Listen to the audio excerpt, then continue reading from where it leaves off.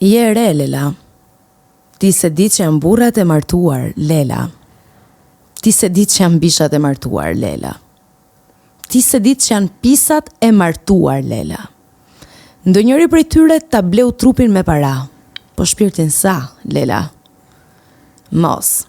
Ata, burrat e martuar me pushtet e para, janë burrat martuar, janë bishat martuar, janë pisat të martuar, që ngushëllim thi, ndonjëherë duhen dashuruar, herë duhen duruar, kur e kur duhen dëbuar, edhe në e blejnë trupin me shpirt, si dilet pa lënduar. Po Jehona nuk shkon deri atje, se Lela është në qellin e 7, atje ku din të rinë rrezikshëm mes errash, si zosht, ëndrat mbi tela. Kjo ishte kënga e Lelës, shkruar nga Fluturaçka, shumë e bukur. Kisha harruar si poezi, faleminderit që ma kujtove. Vërtet, kështu jemi ne burrat e martuar. Kam përshtypjen në shumë e thellë se sa. Pastaj edhe them diku me para aty, edhe me para, nuk janë me shumë para, them madje, them me shumë para. Edhe aty e kam thënë kështu, kush e di se është poezi e hershme. Dhe shumë aktuale për momentin. Në parlament pastaj e pash që po. Domethënë qëndron dhe ende. Nuk e pas kam shkruar aq pa intuit. I reziston kohës. Dhe sot gjithmonë më shumë ky është një nga diskutimet më të flakta. Shiko, ka ndryshuar dhe këto konstrukte të gjykimit të gjërave. Jetojmë në një botë tjetër, më të shpejt, ne për pak flas për rinin time. Merreshi me letra dashurie, sa më rrinte letra, marronte emocionik, vinte prap, domethënë nizushu.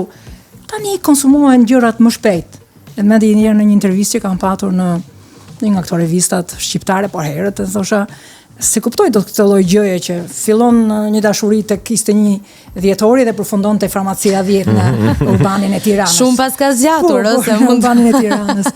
Po tani kështu janë gjërat.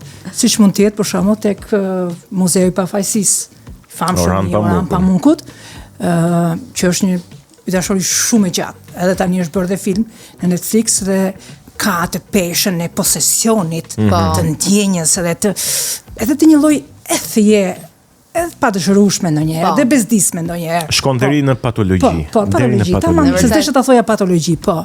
Edhe madje këtë pyetje ma bën në një intervistë kur u hap faktikisht Muzeu i Pafajësisë në Stamboll, dhe vajta si botuese e Orhan Pamukut që isha, dhe botuese e këtij libri, dhe kur u ktheva fola për këtë ngjarje shumë bukur që ka ndodhur në Stamboll. Shpresoj të vi dita edhe për në Shqipëri të jetë një muze që i kushtohet një libri ose një libër që krijon një muze, do të ishte një gjë shumë e bukur. Po. Ka shumë gjëra të bukura që vijnë nga libri, prandaj ka peshë të jashtëzakonshme libri. Edhe më thot mua, po, flutrat, po kush do ta lexoj këtë libër me 700 faqe, 700-800 faqe, Muzeu i Pafajësisë. E i thash, ka qenë Ema Andrea madje që bënte studion e masdites, e i thash, ma e dashur, po, nëse një njeri, dikush nuk e lexon dot një libër me 700 faqe për dashurinë, nuk e duron dot, po si mund mbaj një dashuri të gjatë? Kjo ishte befasuese. Kur ti nuk lexon dot 700 faqe për dashurinë, si mund mbash një dashuri të gjatë? Kështu që ka ca gjëra që vijnë, ca sentimente që vijnë në prova shumë të forta. E ky është pak humor, ky që do them, patjetër nuk është ajo çfarë realisht mendoj, po do me thënë, këta që zgjasin pak në një lidhje dashurie, me muaj po themi, jo ajo dashuria sublime me vite, me sakrifica, me sfida, me momentet e bukura, nuk kanë lexuar libra shumë. Jo, nuk është kjo. Edhe ato të vogla fare, kanë dhe ato klimaksin e tyre. Ka një gjë që i ka lënë shenjë, patjetër. Ka një pendull diku që i ka lënë shenjën e vet. Pavarësisht se duke si më flegmatike, më kështu,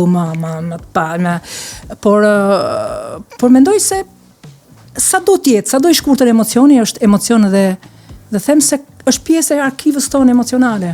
Është pjesë e arkivës tonë emocionale. Dhe mira është që ti të kesh nevojë ta kujtosh. Flutura, unë mendoj që dashuria është edhe gjuhë. Po ku shkruhet më mirë, në poezi apo në prozë? Se ti janë dy zhanre të ndryshme, janë dy mënyra të transmetimit emocionit të ndryshme, janë dy sentimente të ndryshme. Poezia është spontane, e shkurtër, mbaron shpejt, pa shumë shpjegime, pa shpjegime mbase, se duhet shpjegoj poezia. Poezia nuk shpjegon. Poezia është si një shkrepje në qiell të hapur, një diell I bukur dhe është një shkrepje që mund të jetë fatale. Tek mua për shembull në vitet të hershme, flas të mia në rinin e parë, kur shkruaja poezit, kur kam botuar vëllimet e para, ka qenë më shumë një thimbje koke, ta them kështu, ha? Ka qenë edhe një lloj shkrepje, ka qenë një lloj shigjetimi I kësaj natyre. Më vonë pastaj e pash që u matëru dhe poezia bashkë me bion time, edhe ndoshta është dhe më mirë, më e menduar, po jo kur cerebrale jo. Unë I shpëtova, po them se I kam shpëtuar, dhe ndoshta më kam mbrojtur proza, sepse një pjesë të kësaj nevojës për shpjegim ndonjëherë e ka marrë proza mjaftueshëm gjatë dhe nuk ma la poezin, po them fëminore, ma la poezin rinore, ma la poezin spontane. Pavarësisht se kam dhe poezi të pjekur edhe që ka për shkak edhe të pjekurisë letrare që vjen në mënyrë të natyrshme. Pra, po thua që poezia të përshtjellon në një masë. Ndërkohë që proza të shtron, pastaj ti shpjegohesh, ti hapesh. Poezia nuk është poezia vjen. Kurse proza është ti e gjen vetë, kërkon vetë. Janë dy gjëra krejt të ndryshme. Poezia duhet të vijë, nëse nuk të vjen s'ka poezi.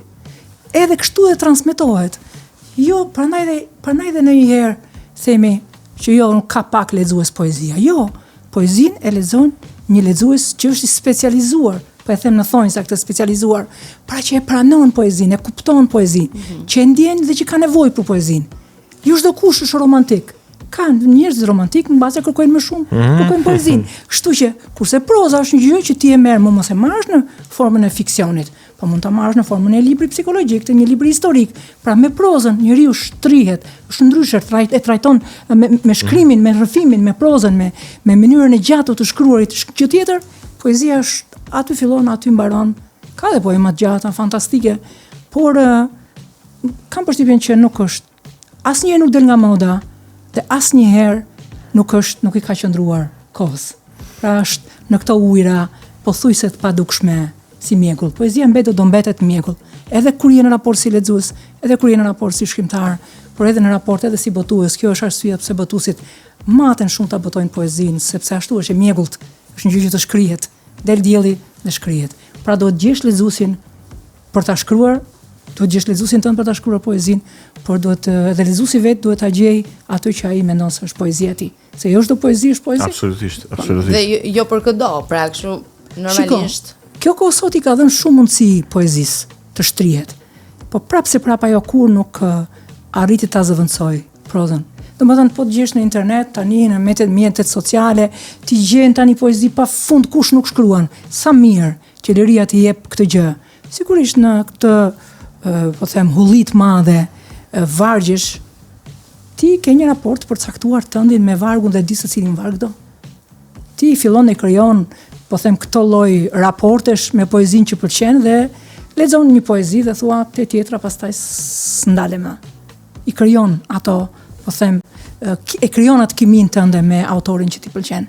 Prandaj dhe janë pak, por ato që janë poet vërtet. Nuk e di, a ka ndonjë vëllim poetik ose ndonjë poezi që ty të ka parathënë jetën ose që ka ecur krah për krah me ty në jetë? Nuk e di si ta shpreh më. Po e kuptoj, të kuptoj. Çfarë më ka frymëzuar? Ose çfarë ka qenë, po. Lëkura në një farë mënyrë. Lëkura, jo frymëzim, lëkura. Shiko, ka disa autorë që e bëjnë shkrimtarin. Jo se bëjnë shkrimtarin, por janë si punë testi. Për shembull, unë në krye kam shkruar, do të them vetë poezi. Kam shkruar romane më të shkurtër. Nuk e kisha të çelësin e të shkruarit të romanit të gjatë. Pra s'isha bër ende kisha një frikë, një droj për të bërë storyteller, si që jam tek Ferri I Fjetur. Nuk shtriesha dot, kisha shumë frikë se mos nuk e krijoja këtë, po them, se edhe proza duhet ta mbash, jo një kapitull kështu, një kapitull kështu. Duhet ta mbash në tension, duhet ta mbash në tension. Duhet ta mbash. Me shkrimtar të mëdhej, si Orhan Pamukku që shkruan gjatë për shkak të traditës turke. Nuk është vetëm Pamukku që shkruan ashtu, është një traditë e tërë që shkruan këtë romanin e madh të gjatë. që merr si kombësoria turke otomane, një lloj me të njëjtën peshë, shkonde zapton, kështu janë dhe veprat e gjata, të zaptojnë, të silçon muzeun e pafajësisë deri minutën e fundit, të silçon, edhe pse të krijohet ajo bezdia, siç u shpjegova. Aty te romanet e mëdhej, te njerëzit e mëdhej, ti mëson disa çelësa që vinë edhe për shkak se të mosnjohjes, për shkak se të kësaj droje, ti e thyen këtë drojë, po jo. Ata të mësojnë se si të shtrihesh, ata të mësojnë disa huqe të bukura, huqe që ti të mbash tekstin tënd në baraspesh. Dhe them se këta autor që qëlluan që ishin dhe autor, një pjesë e këtyre, ishin dhe autor që i kam botuar dhe vetë, i kam sjell vetë për herë të parë. Pra ishin autor që i lexoja jashtë këtij, po them, rekomandimi shqiptar. Jashtë këtyre tavolinave tona të njohjeve tona, lexo këtë, të mos harrojmë Dostojevskin, Kafkën, Camusin, kemi lexuar mbas viteve 90. Ne kemi lexuar shumë vonë, Brezyn. Ju keni pas mundësi të lexoni shumë më herët, po ato janë formula. Ato nuk janë shkrimtar, ato janë formula. Në mënyrë që ti të mos gabosh, edhe të krijojnë mundësinë të ndihmojnë që të mbetesh një shkrimtar modest. Se un kam parë kokorreçër në tavolinat shqiptare, ju them sinqerisht, domethënë rria ai në, të themi, në Elbasan, po flas në Elbasan, rri në Elbasan, ka lexuar Kafkën, ka lexuar Camusin, ka lexuar shumë mirë ka bërë. Dhe fillon dhe mendon si Camus dhe si Kafka dhe harron që fillon dhe shkruan dhe fillon dhe imiton, dhe fillon edhe rreshtat të imitoj. Po harron që ai është Kafka, Camus. Tif, edhe Bretkosi thotë Senini. Edhe Bretkosi po ti ke zërin tënd, fol me zërin tënd. S'ka gjë, je ti, je vetvetja. Dhe dukesh më bukur ashtu. Po problemi është kjo, po e them në provinciale, po e them në thonjza. Por është dhe provinciale, apo jo, siç është edhe lokale. Ndjesia ime, jam shqiptare, nuk edhe dua ta bërtas atë që është shqiptare. Kur në fakt harroj që para se të jem shqiptare, unë jam njeri dhe duhet të transmetoj një emocion për një njeri tjetër që s'ka rëndësi i kujt kombi është. Ai është lexues, s'ka nevojë të vesh ngjyrë, s'ka nevojë të vesh kufi, sigurisht ti do të japësh tëndën shqiptare, por do të mendosh edhe këtë gjë që ta dish ta transmetosh, që atë që është shqiptare, ai ta ndjej që është dhe e ti. Qëse ti krijon këtë lloj, po themi, krijon këtë mur të xhamt, lexuesit huaj, që ai të sheh, e kupton, të pranon, por nuk mund të ta marr emocionin që ke, se ti ke vënë këtë dritare xhami, të ftohtë, atëherë ti nuk komunikon. Problemi është arrin do letërsia shqiptare ta çaj këtë barrierë që është ndonjëherë edhe etnokulturore, që na barson shumë kjo pesha etnokulturore, dhe të hymë në trevat europiane, dhe shkruajmë romanin europian që ka të gjitha ngjyresat shqiptare, por që mbetet një roman që komunikon. Komunikimi, ne fillojmë i përcaktojmë, kështu duhet. Po fillove përcaktove, ti në fakt e ke kufizuar, e ke mbaruar. Prandaj, thot Nietzsche, po e përkufizove, e ke kufizuar, mbaroj, s'ke dalje.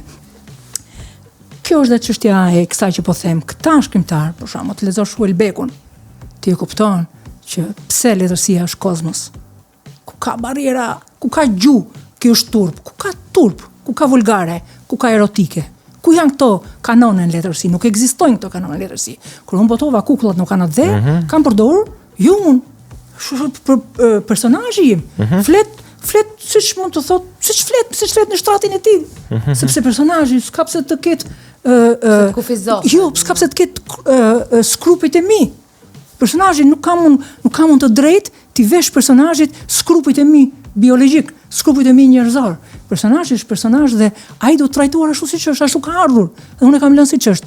Madje në një intervistë me një kolegun tuaj, tha, nuk mendon ti që duke përdorur këtë gjutha dhe gratë e tjera do ta imitojnë këtë gjutha dhe do dojnë të jenë si ato?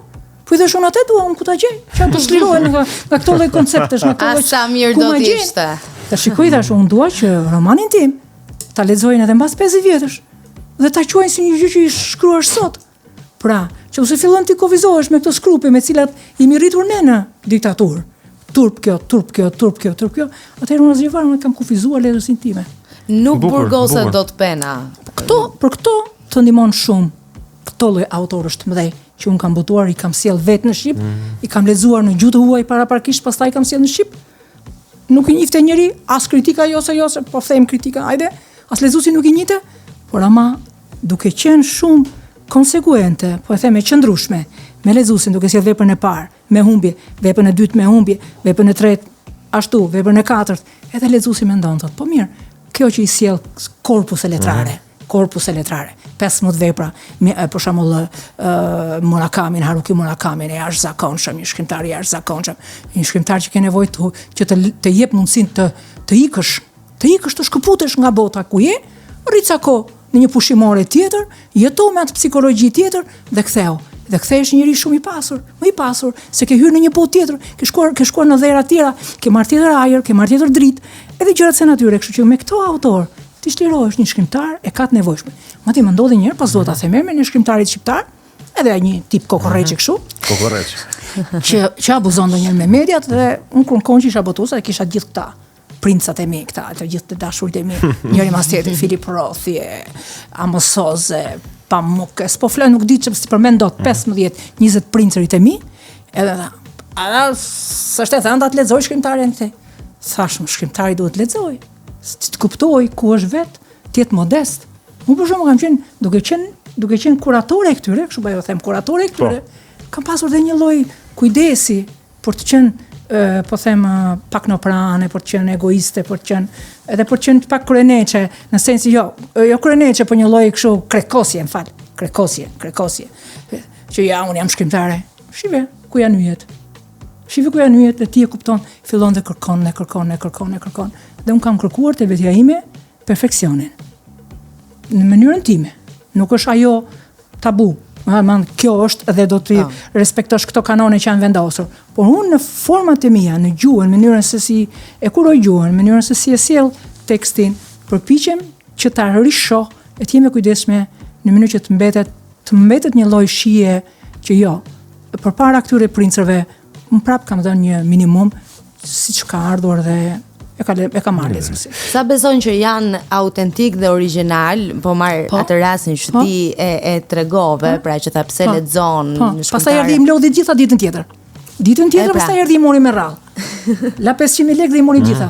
Po, ditën tjetër u kthye, se duket e kuptoi që pa këto lloj si quhen gur kilometrik, pa këto gur kilometrik ose pa këto gur nuk mund ta kalosh këtë lum letrar që është Ja ke lexuar veprat personit në fjalë, ke gjetur? Ja kam lexuar veprat, sigurisht kush është I mençur e thot dhe me një rresht, edhe me 5 rreshta dhe me gjys. Por letërsia është një çik noprane. Shiko, për të shkruar shkruajmë. Shkrimtar se di pastaj mbetet. Ajo çfarë do të mbetet ajo është shkrimtari. Se di, ndonjëherë e trajtojnë letërsinë si një delikatesë, që si një mafishe, mafishen ti s'ma mend asgjë se çfarë ke ngrënë, butafori, ndonjëherë pastaj varet çfarë kërkon. Unë kam qenë shumë sqimatare në këtë pikë. Jo çdo gjë lexoj. Sigurisht ndonjëherë e kam lexuar sepse e kam zgjedhur, nga që e kam zgjedhur një vepër për ta lexuar vet, e kam lexuar sepse më është dashur ta lexoj me dërmi, domethënë e kam vendosur ta lexoj sepse e kam bler, e kam marr. Por do të vinë keq që një vepër ta lija në mes. Ka ndodhur që edhe kam lënë në mes. Edhe veprat e autorëve shqiptar. Dhe them se për shkak të kësaj kujdesje me tekstin, një tekst I nxituar, tekst I pakuruar, tekst I pa redaktuar, ose nevoja për të shitur, për të bërë zhurmë, për të shitur. Shiko, ka qenë një kohë që dolën disa vepra, nëse I mbani mend para disa vitesh në Panajir, ku ishte edhe kurbani I kryeministrit ton, në atë kohë dolën disa vepra që bën bujt madhe në Panajire, domethënë vishin me mira kështu. Edhe më erdhi një nga gazetarët, nga kolegët tuaj dhe më tha, zonjashka, nuk mendoni ju tha që këto vepra që po shiten kështu me marri I pengojnë autorët e tjerë që keni botuar ju? Po jo, I thashë nuk I pengojnë fare. Sepse këto janë si mushkonjat sezonale. Mushkonjat sezonale nuk I pengojnë bishat letrare. Në pyll janë, të gjithë bashkë janë, to janë mushkonjat sezonale, to janë bisha letrare, që do të mbeten çfarë do të gjej Filip Rothit se u shit 100.000 kopje, po them kurbani me që e përmendëm. Kota. Sa shit 100.000 kopje, ai thotë 100.000 kopje. Se do me laca lekë atë punë e tij, s'ka rëndsi. Por nuk ka 100.000 lexues. Nuk ke ku I gjeni 100.000 lexues, dish domethënë të kesh 100.000 lexues. Po nëse punë e tij s'është janë problemi im ky. Po domethënë, ç'a mund t'i pegoj Filip Rothit ose Michel Houellebecut se u shit ka kurbani ose flutura. Kështu që në këtë sens them që e drejt. Këto gurët kilometrik mbeten. ato janë me shkëlqim të përjetshëm dhe nuk I lënë makinat tona shkatarraqe që të rrozohen në mënyrë. Po, ti më kujtove në fakt edhe këtë dukurinë e shkrimtarëve të televizioneve. Po. Shkrimtarëve të intervistave, shkrimtarëve të panajirëve. Pra që promovohet shkrimtari për librin dhe jo siç do duhet të ndodh në fakt, e kundërta që të flas libri për shkrimtarin, të flasë vepra për shkrimtarin. Në fakt ka autorë edhe në botë, nuk është një fenomen global. Kjo është një fenomen global dhe nuk është fenomen shqiptar, dhe madje nga ande e kemi marrë sepse tani ka ndryshuar koncepti për shkrimtarin. Nëse nuk je shkrimtar mediatik, nuk je shkrimtar sot. Dhe kështu ndodh. Sa gjeni mund të vdesin çdo ditë, gjeni që është një humbje e madhe. Unë e shikoj po. Unë e shikoj si humbje të madhe të njerëzimit.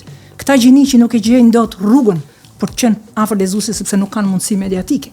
Po, duam kështu është. Pra sot nuk je vetëm shkrimtar, je një llafazan që del në më falni për këtë që po përdor, do të dalësh televizor e të shpjegosh veprën tënde e do t'i bësh të gjitha këto sepse të tërheqësh lexuesin sepse kështu është bër. Një klikim me kështu është bër jeta. Pra, ne shkrimtari është transformuar, është shndërruar në një qenie më mediatike.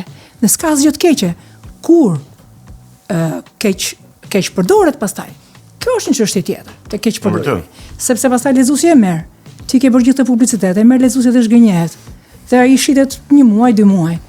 Por fat mirë, kjo gjë më vjen mirë të paktën deri tani dhe do zoti sa të jem gjallë të mos e shoh që librat e mi shiten si, po them si mbetje, ta themi kështu, ose në për ura, ose ta themi me çmim të ulur, me second hand dhe gjërat se natyre, janë të qëndrueshme. Do thot, nuk bëjnë bum, po mbeten në librari. Janë konstant. Pra ti nuk do të ta heqësh nga librari, nuk e heq nga libraria.